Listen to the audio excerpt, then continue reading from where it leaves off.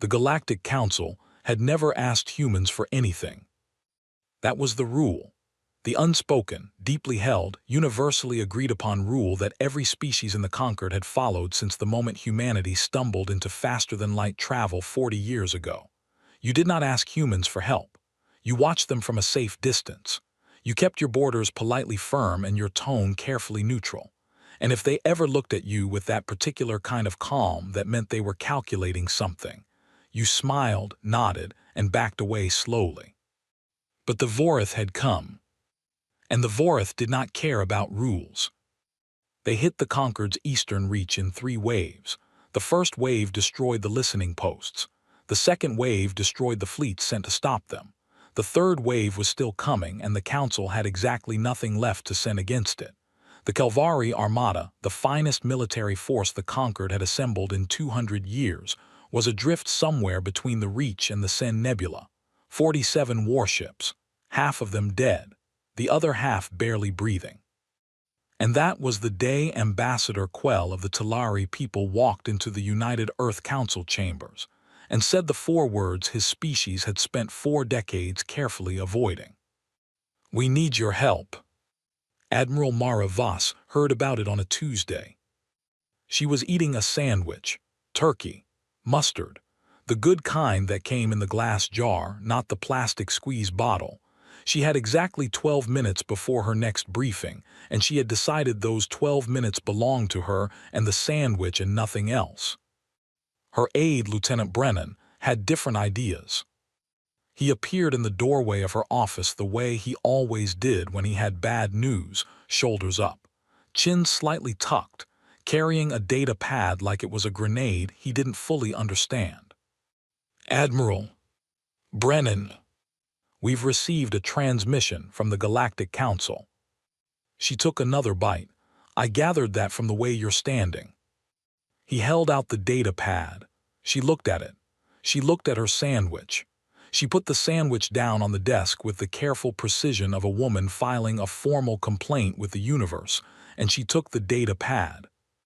She read it twice. "They want us to salvage the Kelvari Armada," she said. "Yes, ma'am." 47 ships. 47 ships, 23 confirmed destroyed, 12 adrift with power. The remaining 12 are, he checked his notes, described as, quote, "beyond conventional recovery." She put the data pad down next to the sandwich. "And they're asking us. You specifically. The Council's transmission names you by rank and name, which the Talari ambassador explained to us is, culturally speaking, a very significant gesture. Apparently they researched who to ask." She picked her sandwich back up. "They researched me. They researched humanity's approach too. I'm reading this directly, the repair of things that should not still function." Mara chewed, swallowed, stared at the wall. Outside her window, the orbital shipyard above New Auckland was already lit up in every bay. Shifts running around the clock. Ships that shouldn't be ships yet being made into ships anyway, because that was the job, and the job did not stop for reasonable objections. "Get me Commander Yale and Chief Engineer Patel," she said. "Get me 6 of our best salvage ships. Get me 2 destroyers for escort. And get me a copy of every Kelvari technical schematic the Council is willing to hand over. They've offered full access to their technical archives, ma'am." "Good," she finished the sandwich. "Tell the Council we'll leave in 72 hours. Brennan's eyebrows went up. They were expecting us to negotiate terms for at least 72 hours, Brennan. He left. She sat alone in her office for a moment. Outside, the sun was coming up over the Tasman Sea, painting the water that deep orange that always made her feel like the world was on fire, but in a way she didn't mind. She looked at the data pad again, at the coordinates, at the casualty figures. 23 confirmed destroyed. The math of that sat in her chest like a stone. She'd seen casualty figures before. She'd seen a lot of things she didn't talk about at dinner parties. She'd served in the Belt Wars, back when humans were still figuring out what it meant to fight in space, when they were making it up as they went because there was no one ahead of them to copy. She'd learned how to fix a ship with her own hands because there were days when there was no one else around to do it. She'd learned how to look at something broken and ask not can this be saved, but what will it take? That was apparently what the Concord had heard about. The repair of things that should not still function. She almost smiled, packed her data pad, went to work. The fleet they assembled was not impressive to look at. The two destroyers, Relentless and Cape Horn, were solid but nothing special. The 6 salvage vessels were big, ugly, functional ships that looked like someone had bolted tools onto a brick and called it a day.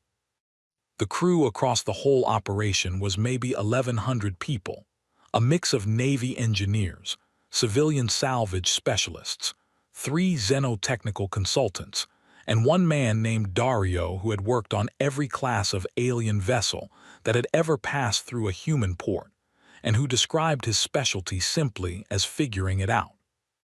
The council sent a liaison, a Kelvari officer named Subcommander Varus, who arrived on the Relentless looking like he had not slept in several days and was running entirely on duty, and something Mara suspected might be the Kelvari equivalent of grief. He was tall, pale blue, 3 eyes, the middle one slightly larger than the other 2. He stood in the docking bay and looked at the salvage fleet with the careful, controlled expression of a person who had prepared themselves to be disappointed and was trying very hard not to show that the disappointment had already arrived. Mara walked up to him and shook his hand the way she shook every hand, like she meant it. "Subcommander Varus, I'm Admiral Voss."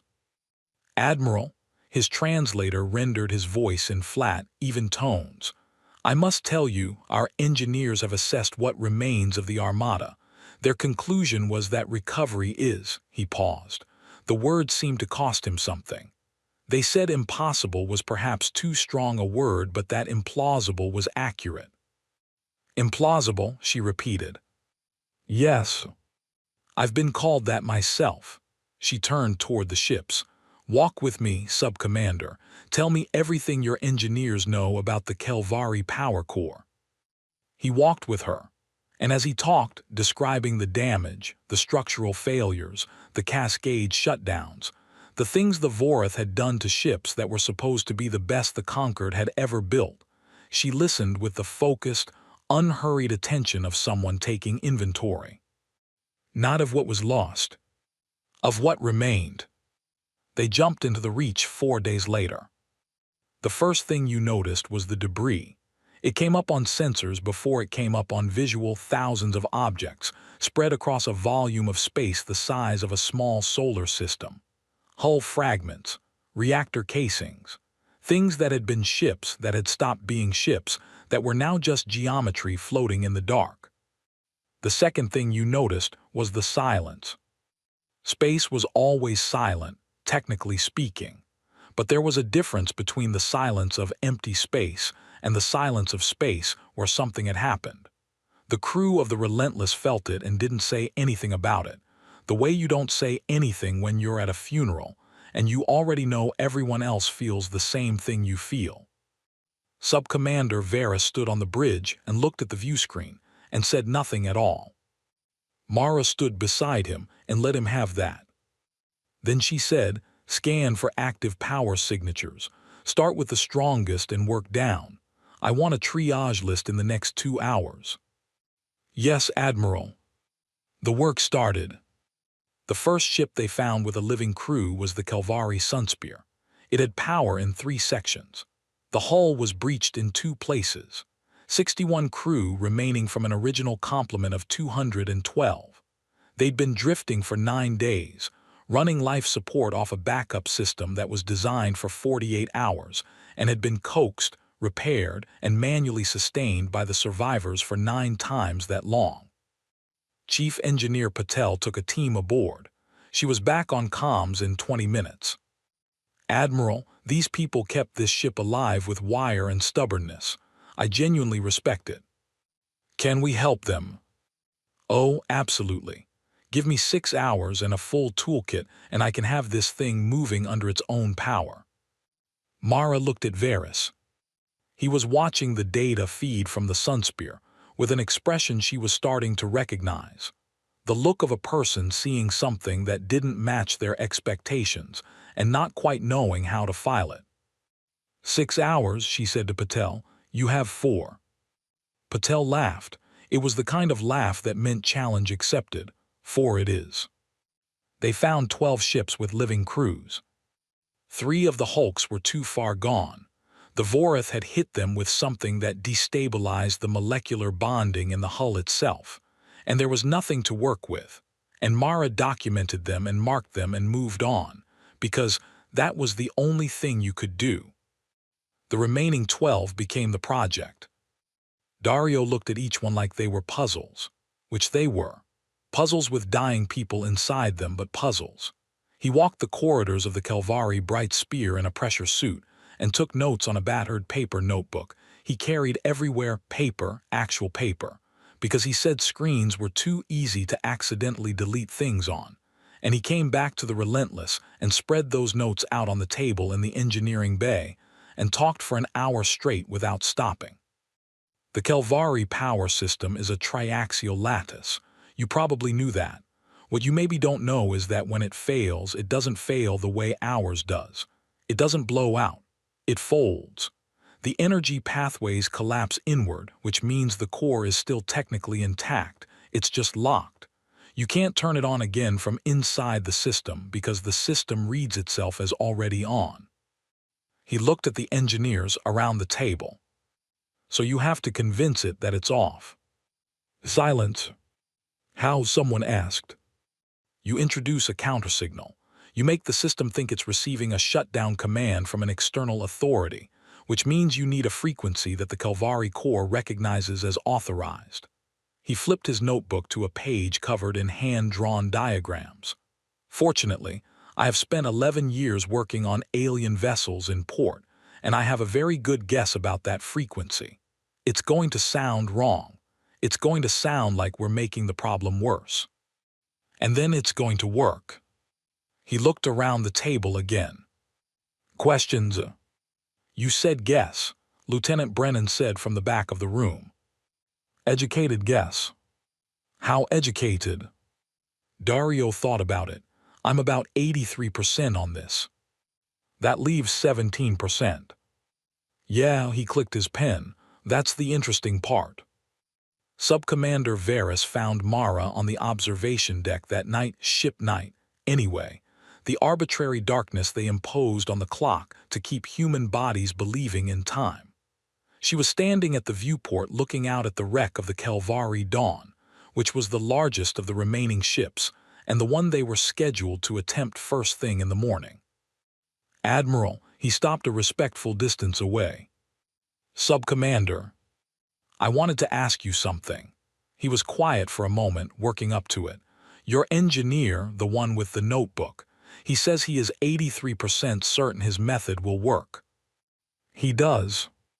In the Concord, an 83% confidence level on a procedure of this magnitude would not be approved for implementation. The threshold is 95%. Mara looked out at the Dawn. It was a beautiful ship, even wrecked. The Kelvari built beautiful things. Long, elegant lines designed to look like something alive. Even torn open, even dark, it had a kind of dignity to it. If we waited for 95% certainty, she said, those crews would be dead before we got there. Varys was quiet. We tried 95% once, she said. Belt wars. We waited for certainty before we sent rescue. By the time we were certain, there was no one left to rescue. She didn't look away from the viewport. We decided we'd rather be wrong quickly than right slowly. Took us a few bad years to figure that out, but we figured it out. The Dawn hung in the dark, patient and broken. Varys looked at it too. I will be in the engineering bay at 0600, he said.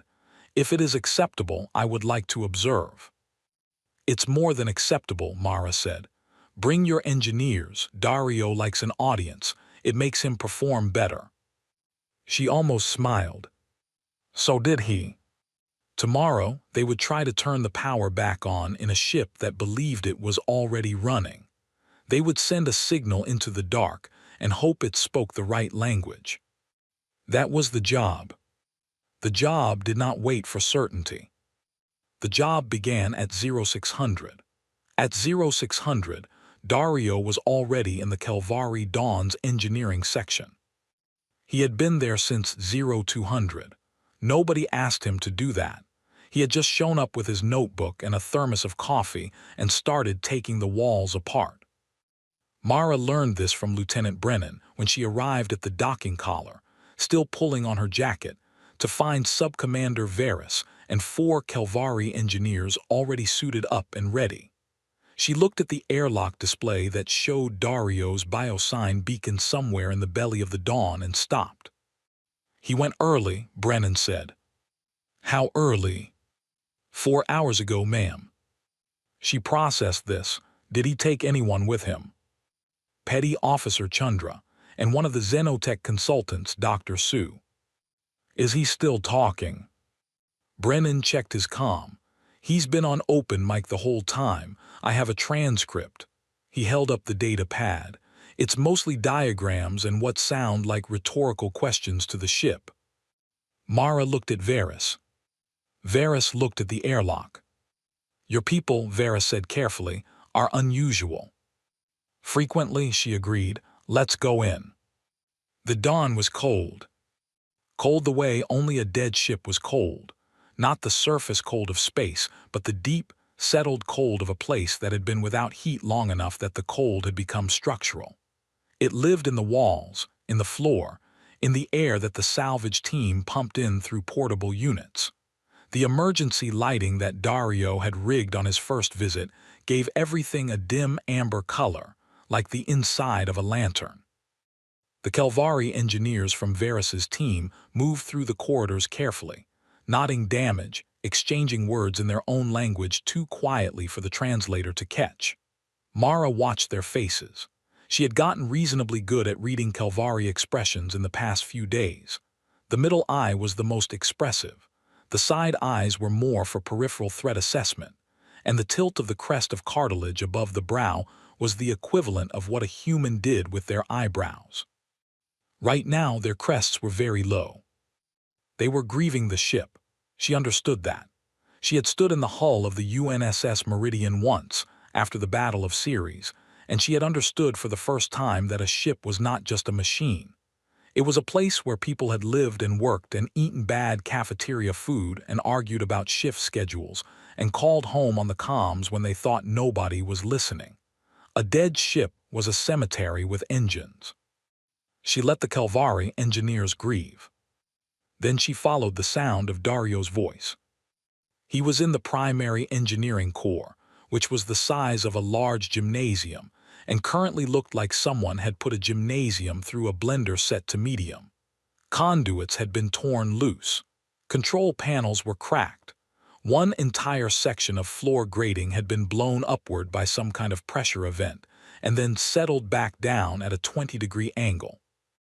In the middle of all of it, Dario sat on a crate, notebook open, talking to Petty Officer Chandra and Dr. Sue, and the triaxial core housing in more or less equal measure.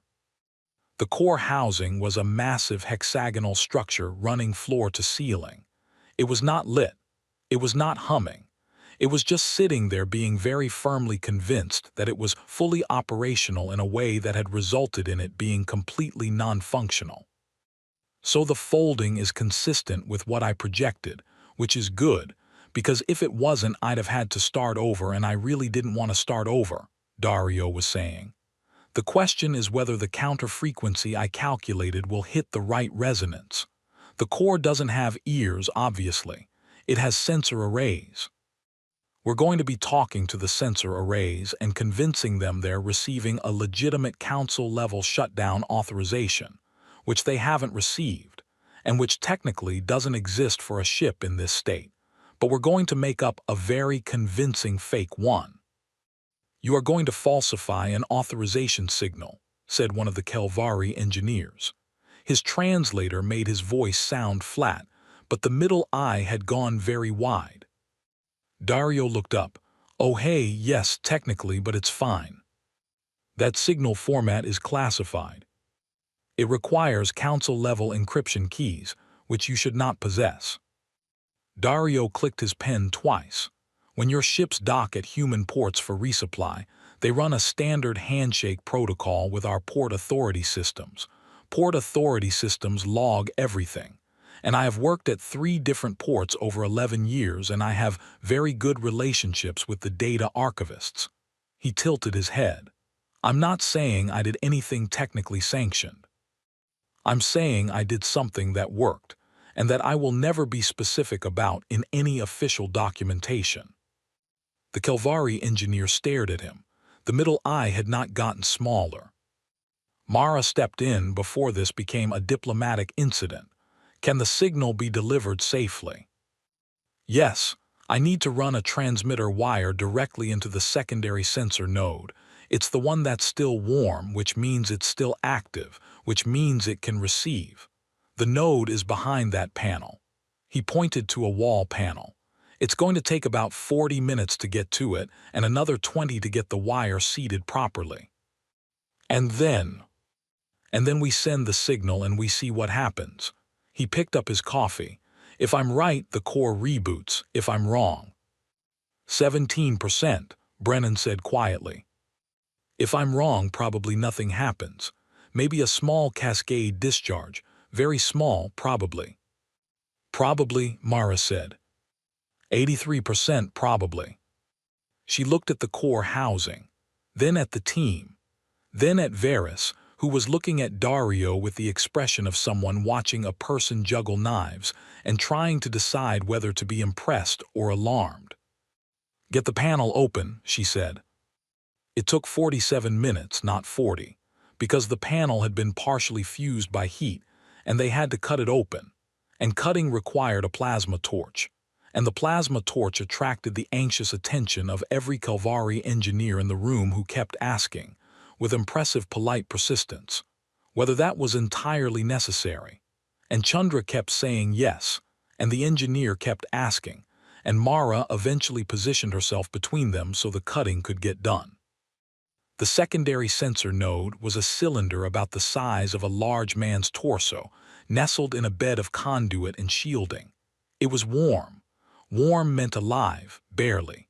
Dario ran his hands over it with the focused gentleness of someone doing something that mattered. Beautiful, he said. Is it? Dr. Sue asked. The engineering, look at this housing. This is load-bearing in 7 different directions simultaneously. The tolerances on this, he shook his head. Whoever designed this ship knew what they were doing. He looked up at Varys. The Kelvari built exceptional ships, Sub-Commander. I want you to know that. What the Vorith did to them is not a failure of design. What they did would have killed any ship in the galaxy. Varys was very still. The middle eye dropped slightly, not closing, just lowering, like a flag at half-mast. Thank you, he said. Dario nodded and went back to work. The transmitter wire went in 31 minutes. It was thin as surgical thread, more delicate than it looked, and Dario seated it with his bare fingertips in the last section because the tools were too thick for the gap. Chandra held the light. Dr. Sue held the notebook so Dario could refer to it without looking away from the node. Ready, Dario said. The room got quiet. When I send the signal, stand back from the core housing about 6 meters. Not because I think something bad will happen, just in case something good happens very enthusiastically. Everyone moved back 6 meters. Dario held the transmitter unit, a modified comm relay about the size of a book, covered in hand-soldered modifications that made the Kelvari engineers visibly uncomfortable, and he checked the frequency setting one more time. Then he looked at Mara. She looked back at him. Do it, she said. He sent the signal. The core housing sat there. 10 seconds, 20, 30. Someone exhaled. The sound was very loud. Then the core housing made a sound. Not a loud sound, not an explosion. A deep, resonant, almost musical hum that started somewhere below audible range and moved upward until it was in their chests. The amber emergency lighting flickered. Several conduits that had been dark for 9 days lit up in a pale blue-white sequence, running from the core outward along the walls like veins filling with blood. A panel above Dario's head clicked on. A display, in Kelvari script, scrolled through what Varys later confirmed was a boot sequence. Then, from deep in the ship, from the engine section, a sound like something very large deciding to breathe again. The floor vibrated, gently, then steadily. The Kelvari dawn was turning on. Dario sat down on the floor, which was not a planned action. He sat down because his legs had gone slightly optional, and he sat there with his notebook in his lap and watched the boot sequence scroll on the panel above him, and his face did something complicated. 83%, he said. To be fair, Chandra said, you nailed it. I know, he rubbed his face. I know, I'm always a little surprised when it works. One of the Kelvari engineers, the one who had been most insistent about the transmitter signal being technically unauthorized, sat down on the floor next to Dario. They sat there together, the tall pale blue alien and the rumpled human with the notebook, and they watched the Dawn come back to life. The Dawn's crew were in the aft section. 48 people, crowded into 4 compartments, surviving on emergency rations and recycled air. They had not had working lights for 6 days. When Mara's team reached them, they opened the bulkhead door into the pitch black and hit them with flashlights, and the crew of the Dawn, soldiers, all of them, trained warriors of the Kelvari Armada, made sounds that Mara had only ever heard from people who had stopped expecting rescue. It was not a comfortable sound to be responsible for. It was also one she would take over the alternative. Sub-Commander Varys pushed forward through her team. He spoke to the Dawn's crew in Kelvari, quickly and quietly, and Mara didn't have the translation because it was too fast and too low, but she understood the shape of it. It was the shape of I am here. We found you.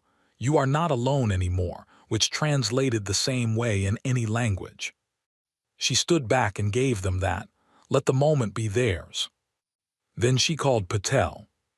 Chief, the Dawn's core is running. What's her structural status? Better than I expected. Patel's voice crackled with the good kind of energy. Main hull integrity is about 62%. She's not going to win any races, but she can move under her own power if we seal the 2 breach points in Section 7. My team can have that done in 8 hours. Give me 6. A pause, the sound of Patel grinning through the comm. 5.5, Patel countered. Deal.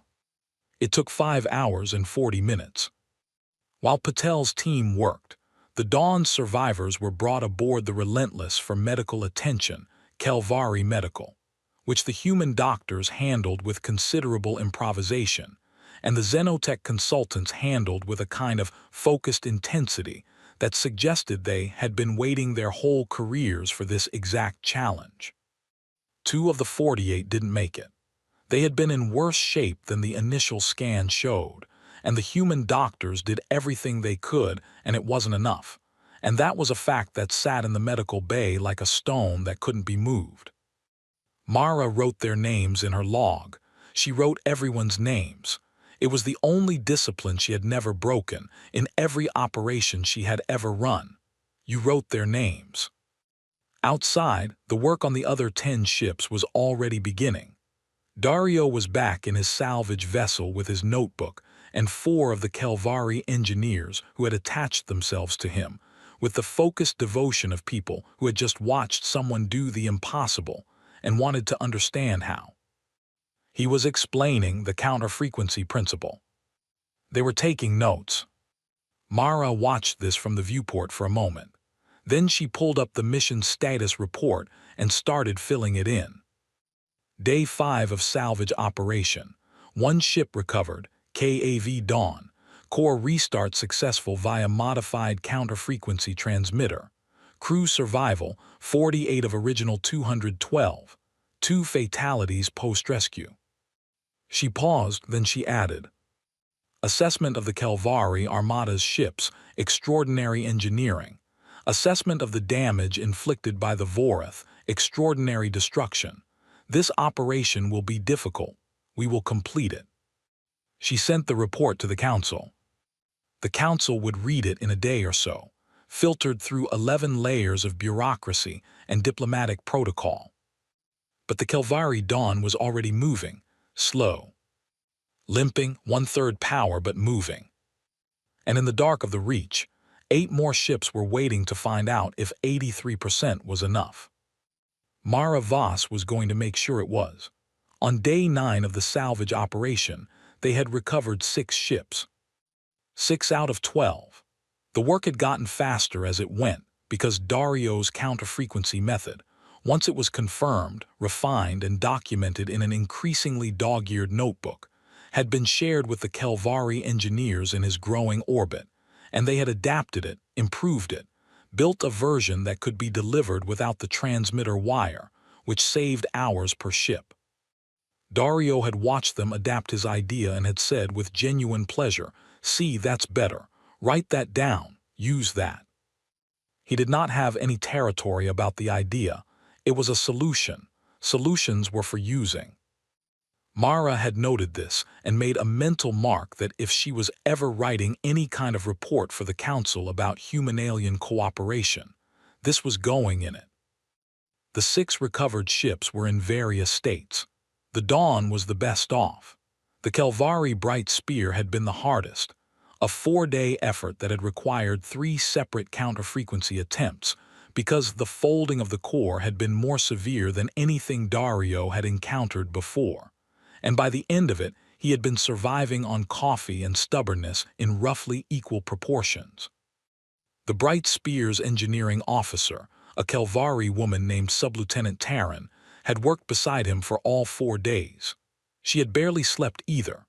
When the Bright Spear's core finally came online on the 3rd attempt, at around 3 in the morning, ship time, she and Dario had stood in the engineering core, and neither of them had said anything for quite a long while. Then she had asked him, through the translator, how he had known the 3rd adjustment to the frequency would work. He had thought about it. "I didn't know. I thought it should work based on the resonance pattern of the 2nd attempt, but I didn't know. I just knew that the wrong option was to give up." She had looked at him, 3 eyes, the middle one very still. "That is not engineering, that is something else." "Yeah," he had said. "We call it being human. It's a very mixed bag." On the morning of day 9, the sensors found the Vorith. Not the 3rd wave, that was still en route, still 2 weeks out according to the last council report. These were a different group, a raider group from the profile, small but fast, 4 ships, running in what the Kelvari military database called a harvest formation, the kind of formation you used when you were coming back to a battle site to collect salvageable materials. They had come back to finish the job. Or rather, to take the pieces of the job that were still worth taking. Mara was on the bridge of the Relentless when the alarm came up. She looked at the trajectory.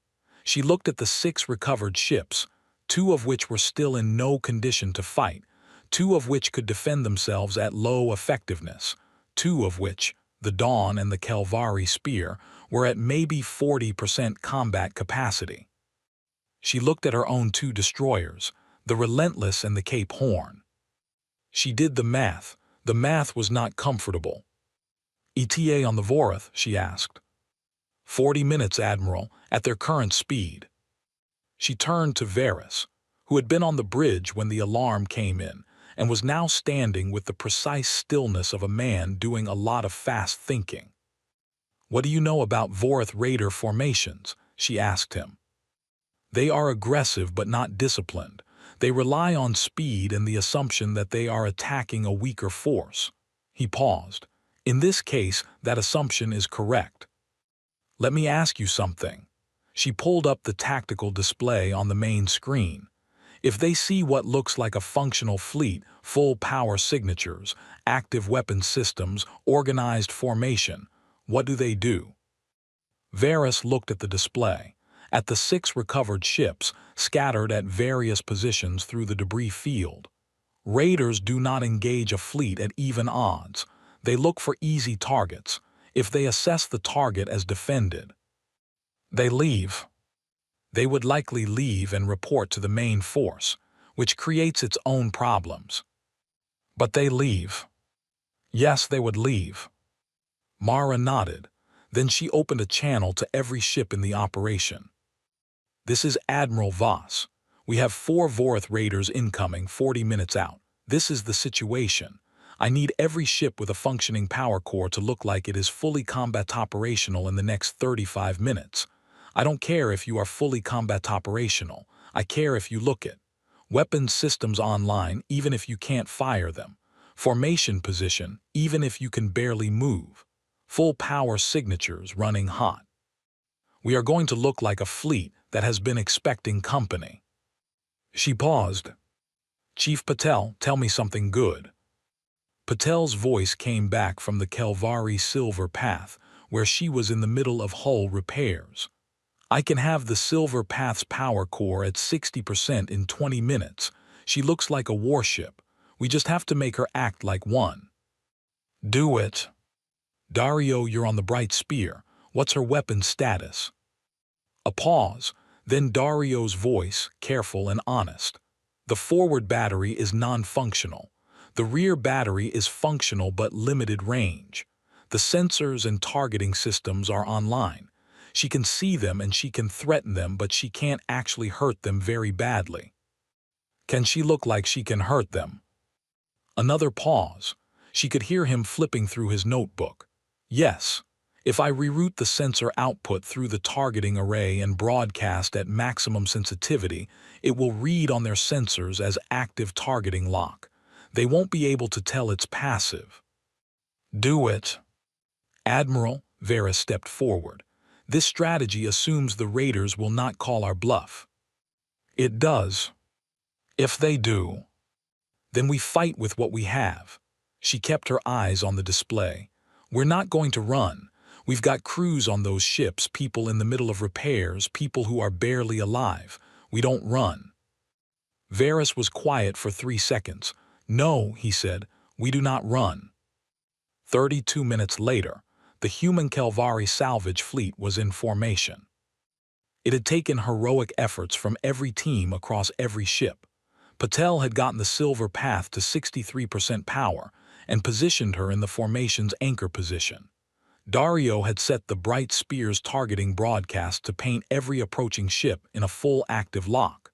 The 2 human destroyers moved to the forward flanks, which were the most aggressive positions. The Dawn and the recovered Kelvari Steadfast took the midline. The 2 ships that were still not fully recovered, the Kelvari Sunreach and the Golden Name, were tucked behind the formation. They had power. They looked it. From a tactical sensor perspective, what the approaching Vorath raiders were going to see was a fleet of 8 warships in a standard combat engagement formation. All hot, all locked, all waiting.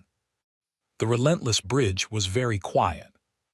38 minutes after the initial alarm, the Vorath ships came into sensor range. They came in fast the way raiders always came in, expecting to find wreckage and easy salvage. They expected the dark, the floating debris, the dead. What they found was 8 ships sitting in formation, weapons hot, watching them arrive. The Vorath ship slowed. Mara watched the tactical display, watched the formation geometry change as the raiders lost their certainty and started flying defensive patterns instead of approach patterns. They're running active scans, the sensor officer said. Let them scan, Mara said. The Bright Spear's targeting broadcast was on every ship in the formation. On the Vorath sensors, it would read as multiple targeting locks. Nobody moved, nobody spoke. 1 minute, 2.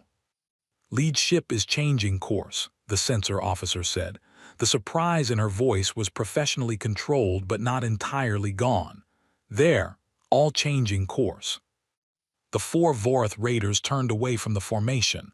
They accelerated. They ran. The Relentless Bridge held its silence for 1 more moment. Then someone in the back laughed. It was a short, involuntary sound.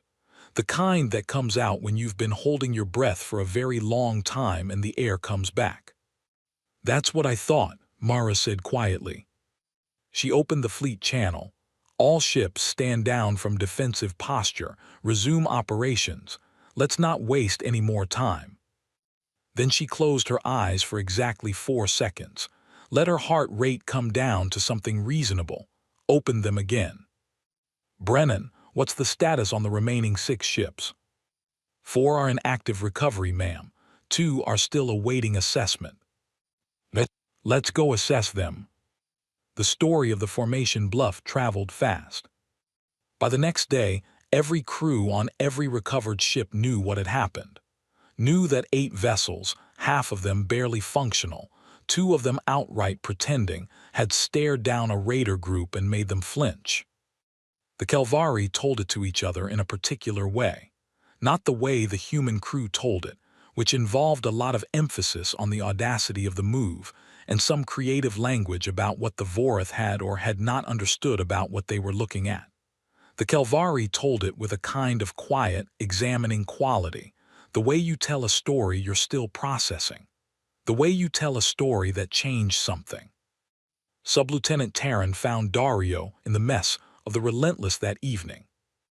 He was eating something.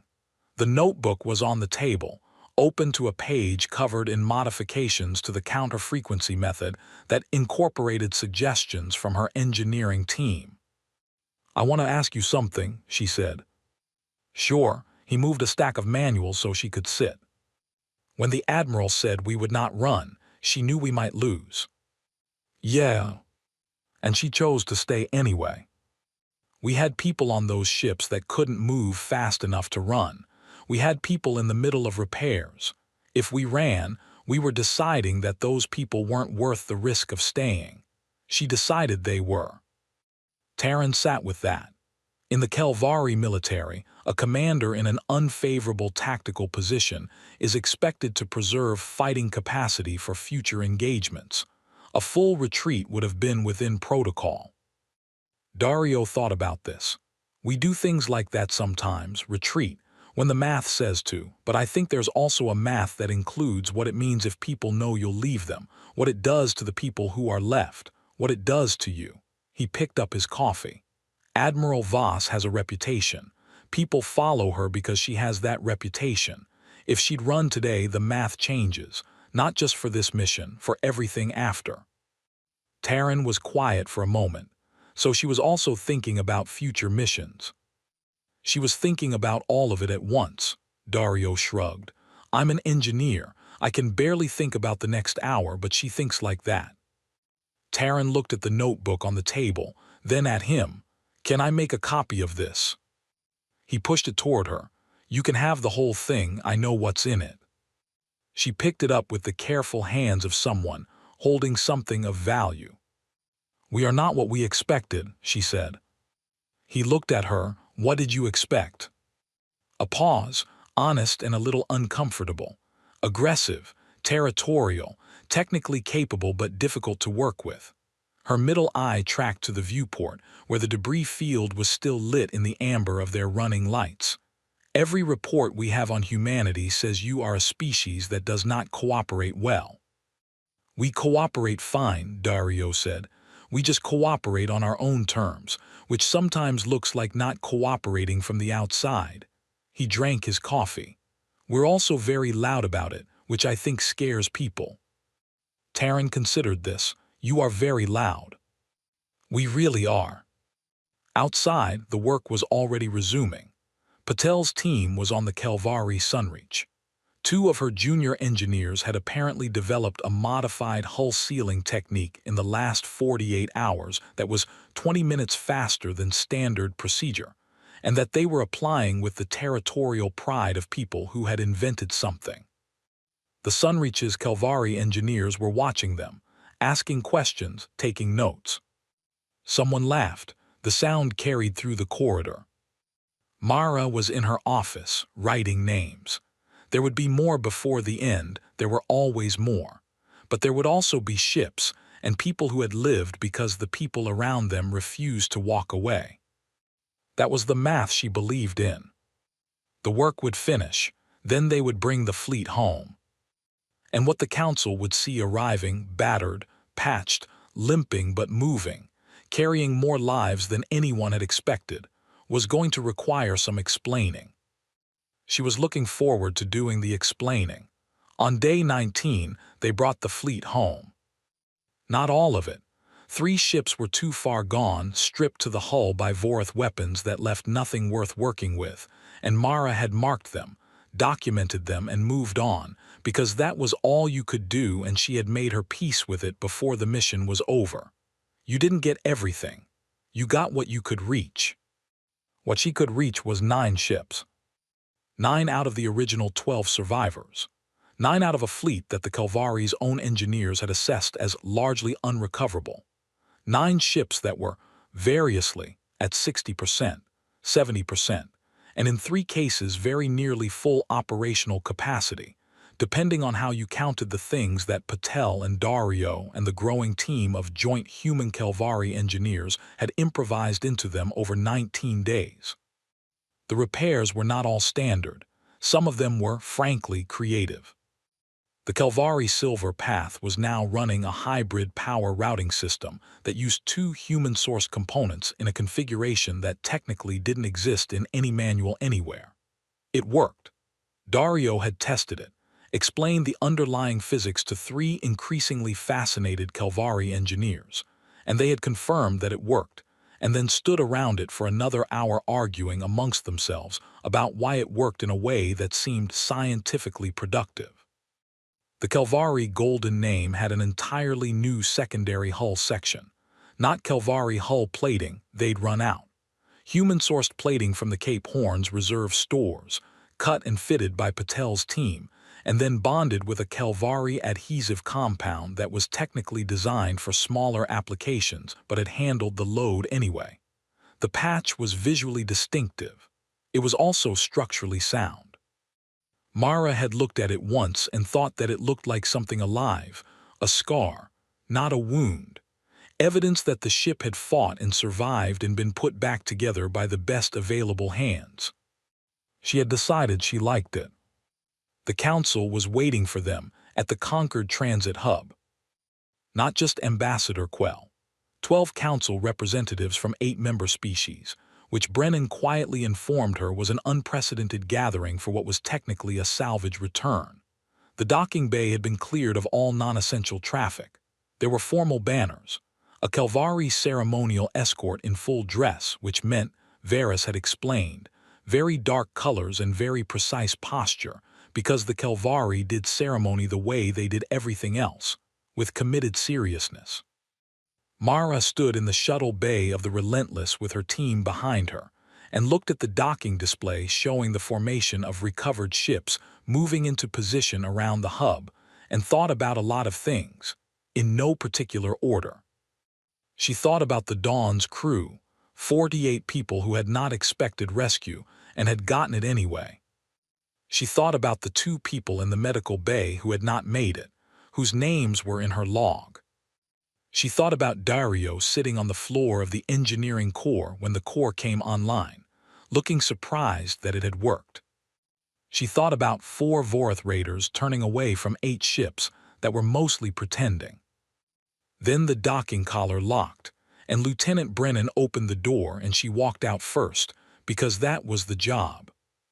Ambassador Quell met her at the end of the docking corridor. He was tall, even for a Telari, and he had the careful, measured quality of a diplomat who had spent a very long time learning to control his expressions. Right now, some of that control was having a hard time.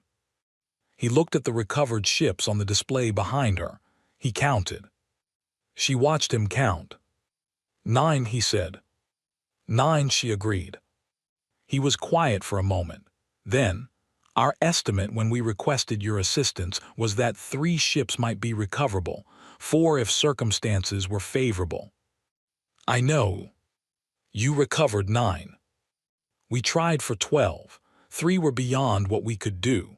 She met his eyes, Telari eyes, large and amber, and currently doing something she didn't have enough cultural context to fully read, but that she suspected was not disappointment. I'm sorry for the 3 we couldn't bring back." He shook his head. Something in the gesture was very quiet. "Admiral Voss, we gave you a fleet of the dead and you gave us back." He stopped, recalibrated. "You gave us back 9 ships and over 400 surviving crew members. We expected perhaps 60 survivors in total." 412, her log said. She had checked this morning. 412 names. "Your engineers," she said. "They adapted faster than I expected. Sub-Lieutenant Taryn's team in particular, their modifications to the counter-frequency method were genuinely innovative. This was their operation too." Quell looked at something past her shoulder. She turned. Taryn was standing with Dario and 3 other Kelvari engineers, all of them talking with the focused intensity of people mid-conversation about something they found important. Taryn had the notebook, Dario's notebook, dog-eared and full of cross-species engineering notes, open in her hands, and she was pointing at something. Dario was nodding vigorously. "There has been," Quell said, "discussion in the Council about humanity for a long time, since your species first made contact. Discussion about how to categorize you, how to assess your risk profile, how to understand what you are." "And what's the current conclusion?" Quell's expression did something careful. "There isn't one. That is, I think, the point. Every report that comes in from any contact with your species contradicts some previous report. You are described as aggressive and then cooperative, territorial and then generous, reckless and then methodical." He paused. "One report from approximately 30 years ago described humanity as the species most likely to either save or destroy the galaxy, depending on the day." Mara almost smiled. "That sounds about right." "I begin to understand it better now," he said. "You do not fit the models because the models assume a species behaves consistently. You behave adaptively." "We behave like ourselves," she said. "It's just that ourselves is a pretty wide range." Quell was quiet for a moment. Then he said something that was, she suspected, not easy for a diplomat to say. "I should tell you that there were members of the Council who opposed requesting your assistance, who believed that inviting humanity into a military recovery situation in a sensitive region of space was an acceptable risk at best, that your presence would complicate the political landscape." She kept her voice even. "I appreciate you telling me that." "They were wrong," he said simply. "I want that to be stated directly, not as a political position, as a fact. They were wrong." She nodded. "Let that sit for a moment. What happens now?" "Now the Council will receive the recovered fleet and its crew. There will be ceremonies. There will be considerable documentation." He looked at her carefully. "And there will be conversations about the Vorath, about what the Conquered does when the 3rd wave arrives." He paused. "About what kind of assistance might be mutually beneficial." "Mutually beneficial," she said. "Yes, that word is deliberate." She had expected this, in the way you expected something you've been watching build from a distance. The request for salvage had not been only a request for salvage. She'd understood that from the beginning. If the Conquered was going to ask humanity for help, really ask, they needed to know first if it was worth asking, if humans delivered. The 9 ships behind her were the answer to that question. "Tell the Council I'm available whenever they want to talk," she said. The ceremony was formal and long, in the Kelvari tradition, and Mara stood at attention through it with the practiced patience of a career military officer, and only checked the time twice. Afterward, there was something more informal. Kelvari description was a gathering of intent, which the translator helpfully explained meant a setting where formal hierarchy was loosened and direct conversation was encouraged. Mara sat at a table that included Varys, Quell, 2 other council representatives, Patel, Dario, and Sub-Lieutenant Taryn. There was food, some of which was for humans and some of which was not, and everyone navigated this with the reasonable grace of people who had spent 3 weeks figuring out how to work together in a debris field. Taryn passed the notebook across the table to Dario. He looked at it. I said you could keep it. I made copies, she said, of the relevant sections. The rest are your observations. You should have them. He took it back slowly, looked at it for a moment. You copied the right sections. I also added annotations. She was very precise. My engineering team's annotations are in the gray ink. Mine are in the blue. We thought you should have a complete record. He opened the notebook, flipped to a page in the middle, sat there reading the annotations. Something went quiet in his face that had been running fast for 19 days. Patel, who was sitting next to Mara, leaned over and said very quietly, "He's going to need a minute." "He's earned one," Mara said just as quietly. Quell watched this and then asked Mara with genuine curiosity, "He is your engineer?"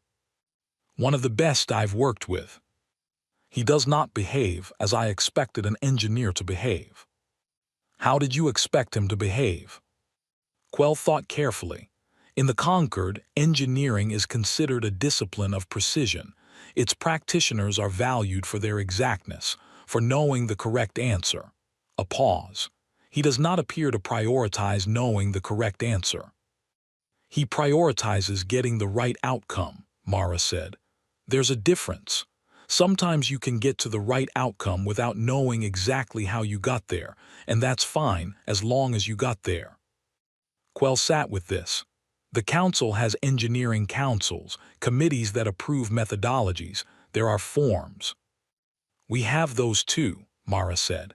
Dario has been known to submit the forms after the work is done. And this is accepted. It's accepted when the work is correct. She picked up her drink. We're very results-oriented. Varys, who had been listening, said, I have been in many council debriefings. I have heard many mission reports. I have never heard a commander apologize for ships that could not be recovered. Usually the losses are documented and filed.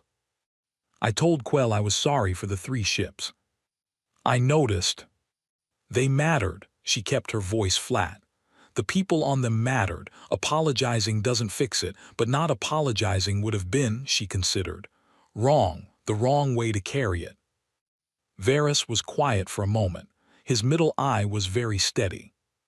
You carry your losses, he said. Yes.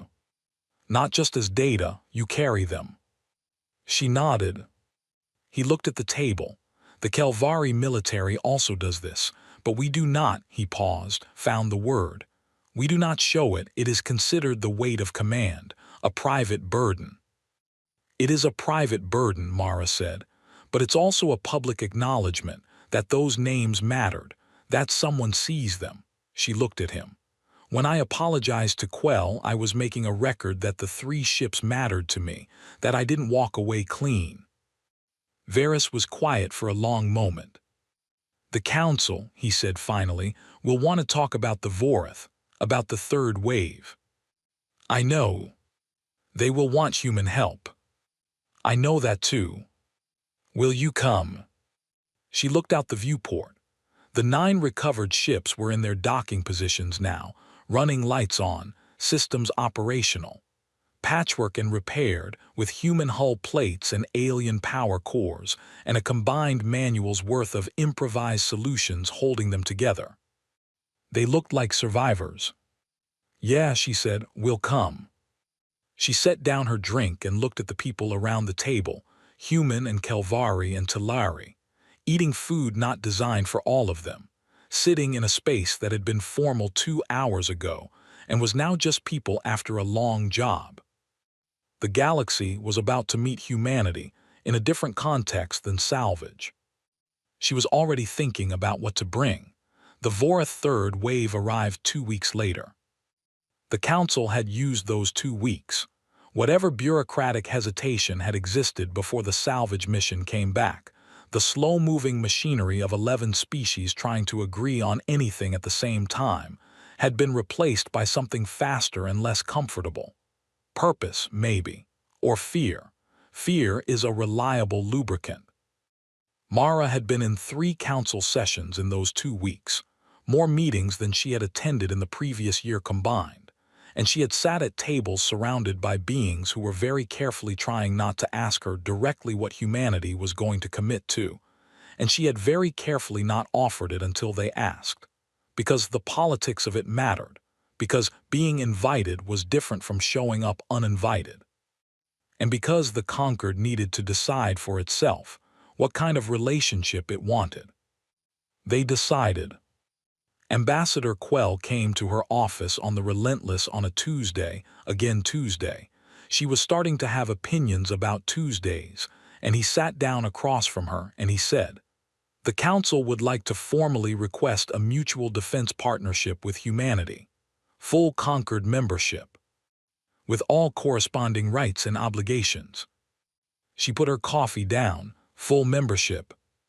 Full membership. She had expected to be asked. She had not expected full membership. That was the next 10 steps, not the next step. Full membership was not what you offered a species you'd been diplomatically avoiding for 40 years out of a complicated mixture of caution and cultural uncertainty. Full membership was a statement. "You've moved fast," she said. "We have moved slow for 40 years," he said. "We chose caution and distance, and in the end the Vorath came anyway, and when they came, we discovered that the species we had been cautiously avoiding was the only one who could give us our fleet back." He was careful, deliberate. "The Council has concluded that caution was not the wisdom we believed it to be." She looked at him for a long moment. "I'll need to take this to the United Earth Council." "Of course. It'll take time. There are political realities on our end, too." "Of course, but Admiral," he paused, "regardless of the outcome of those conversations, regardless of the formal outcome, what I want you to know is that the Council's position is no longer one of careful neutrality. Whatever happens, we do not consider humanity a managed uncertainty anymore." "What do we consider humanity?" She couldn't quite stop the slight edge of irony in the question. Quell's expression did something she hadn't seen from him before, something that was, if she was reading it correctly, as close to warm as Talari diplomatic training permitted. Something we should have asked to know sooner. She picked her coffee back up. Well, better late than never. The battle against the Vorath Third Wave was not one battle. It was 9 days of engagement across 4 star systems, hitting the Vorath at approach points, at resupply corridors, at jump-exit positions the Council's intelligence had flagged, and that Mara's tactical team had cross-referenced against every Vorath action pattern in the database. The Relentless and the Cape Horn fought alongside the Kelvari Armada. The 9 recovered ships, plus reinforcements from the Kelvari home fleet, plus vessels from 4 other conquered species who had activated their mutual defense obligations. This was not a standard fleet structure. Standard fleet structures were built on shared doctrine, shared communications protocols, shared training. What they had was a patchwork, a conquered fleet that had never operated together, coordinating in real time across 11 different tactical traditions. It should have been a disaster. Mara had thought hard about this problem in the 2 weeks before the Vorath arrived.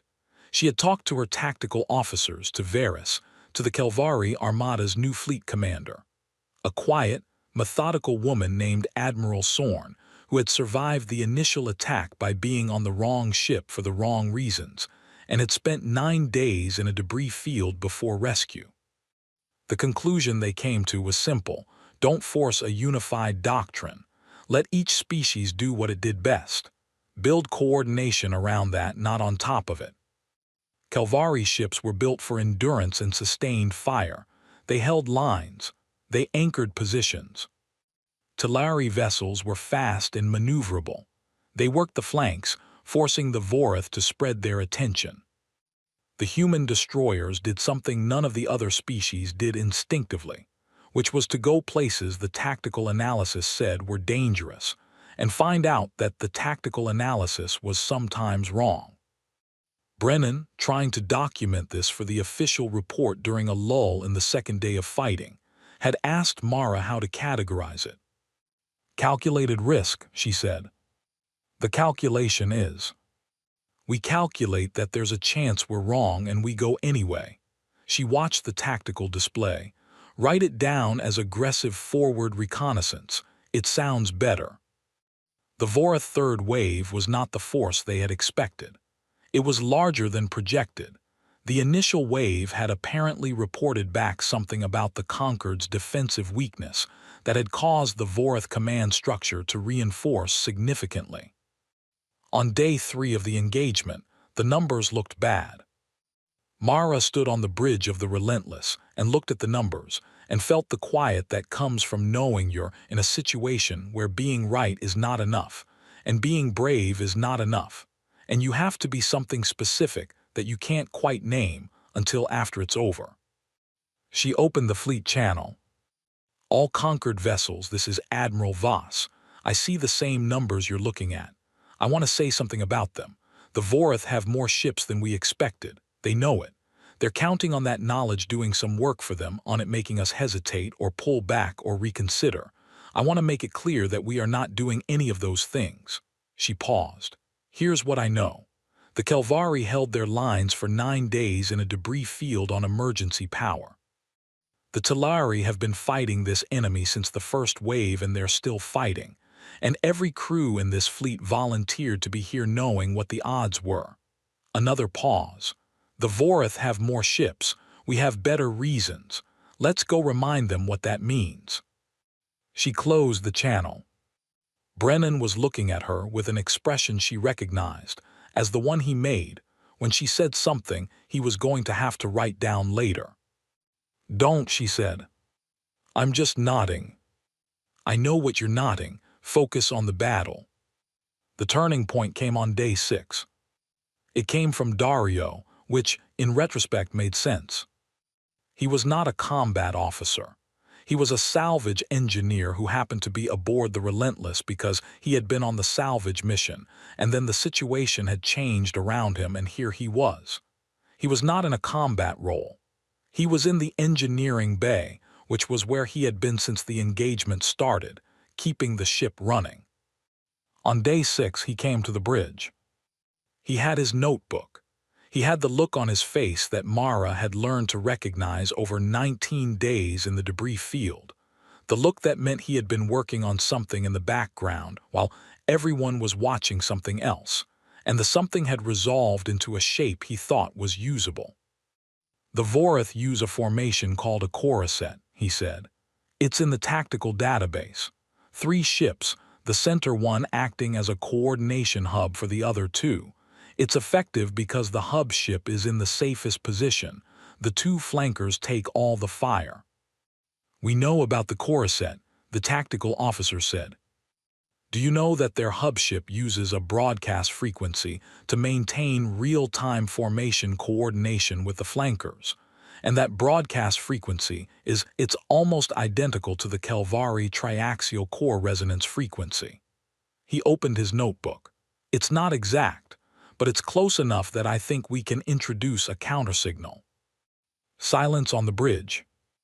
You want to broadcast a countersignal into the Vorath formation coordination system, Mara said. I want to make the hub ship think it's receiving a shutdown command.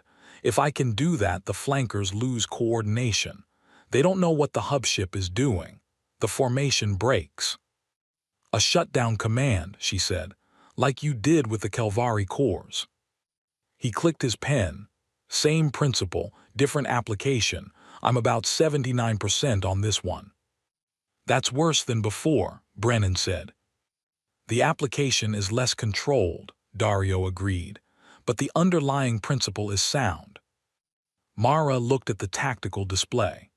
At the Vorath formation geometry, the neat coreset structures that had been holding their flanks organized and efficient for 6 days. Do it, she said. He did it. The countersignal went out on day 6, hour 14. It took 6 attempts to find the right frequency. The Vorath hub ship's broadcast wasn't in any database, so Dario was scanning and adjusting in real time, talking to himself in a low, steady voice that the bridge crew pretended not to hear. On the 7th attempt, 3 Vorath corsets broke formation simultaneously. The flanker ships didn't know what was happening. The hub ships were running restart cycles. For 47 seconds, 3 of the most effective Vorath tactical formations in the engagement were operating without coordination. The Talari flankers hit them in those 47 seconds. The Kelvari line ships hit them in those 47 seconds. The Relentless and Cape Horn hit them in those 47 seconds. When the hub ships came back online, the flankers had already broken, pulling away from a coordinated assault they didn't understand, and the shape of the battle had changed. It did not change all at once. It changed the way battles sometimes change, gradually, then faster, then suddenly it was clear. And the Vorath knew it was clear, and on day 9 they reversed course. They left. Not a final victory. The Vorath were not defeated, only stopped. Mara was careful about this in every conversation after stopped, not defeated. The distinction mattered, both strategically and for the morale of species that needed to stay ready. But they were stopped, and the Concord's joint fleet, messy, multi-species, operating on borrowed doctrine and improvised solutions, had stopped them. The Council held a formal session the week after. Mara attended, with Varys and Sub-Lieutenant Taryn and Dario, who wore his best jacket and had still somehow managed to bring the notebook.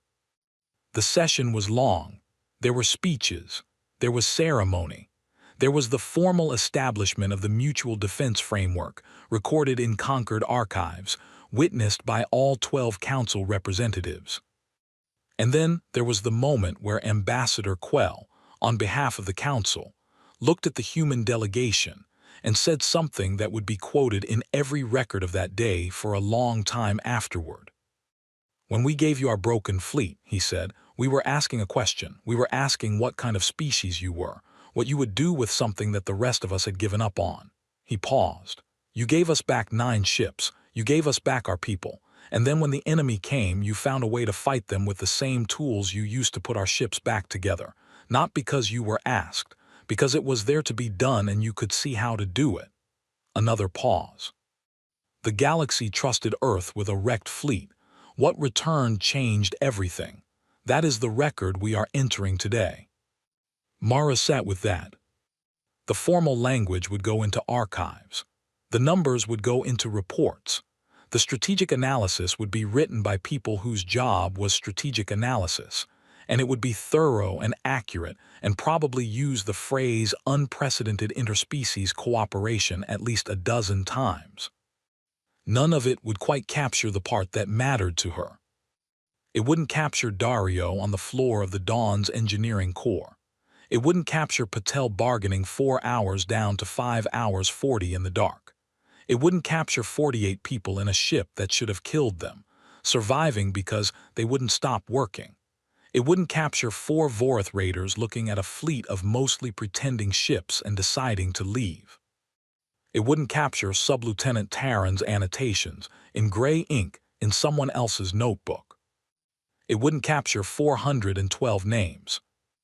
After the formal session, Mara stood outside the council chambers in a corridor that looked out over the docking hub where the 9 recovered ships were berthed. They were being resupplied and maintained now. They looked not new. They would never look new again, but they looked used, purposefully used, the way a thing looks when it has been through something and is still here. Vera stood beside her. "How do you feel?" he asked. She thought about it. Tired. And I don't know. There's a thing that happens after a hard job where you've been going so hard for so long that when it stops you don't quite know what to do with your body. The Kelvari have a word for this. "What is it?" He said it. It was 3 syllables, soft consonants. It translates approximately as the rest that the body takes before the mind realizes the danger is gone. She repeated it back, not perfectly. He corrected her gently. She tried again. "Better," he said. She looked at the ships. "We're going to have to build something between our species, something more permanent than a crisis arrangement." "Yes. It'll be complicated. There'll be disagreements, Political ones, cultural ones. There'll be days when the council thinks we're too chaotic and we think the council is too slow. Yes, but we're here, she said. That's different from where we were 40 years ago. Very different, he said. She straightened up, rolled her shoulders, felt the tired in them and acknowledged it and moved on because that was the habit of a long career. Acknowledge the cost, keep moving. I have to write a report, she said. The United Earth Council is going to want a thorough account. Of course. And then I have to eat something. Brennan has been leaving sandwiches on my desk and I keep not eating them. That seems like a problem to correct. It does. She turned from the viewport, took one last look at the 9 ships. Come find me when you're hungry. I'll introduce you to the concept of the turkey sandwich and you can tell me what the Kelvari equivalent is. Varys's middle eye did the thing she had learned to read as something close to a smile. We have something called prepared comfort food. It is not elegant, but it is very good. Perfect, she said. She walked back into the corridor, toward her office, toward the report, toward the work that was already beginning again. The crisis had passed. The next thing was starting. There was a mutual defense framework to build, a relationship between humanity and the conquered to develop from first steps into something that might last, a political landscape that was going to require careful navigation and probably several arguments. And there was a wrecked fleet that wasn't wrecked anymore. 9 ships, 412 names. Everything else would build from that. She had a report to write. She had a sandwich to eat. She had a lot of work to do. She was already looking forward to it.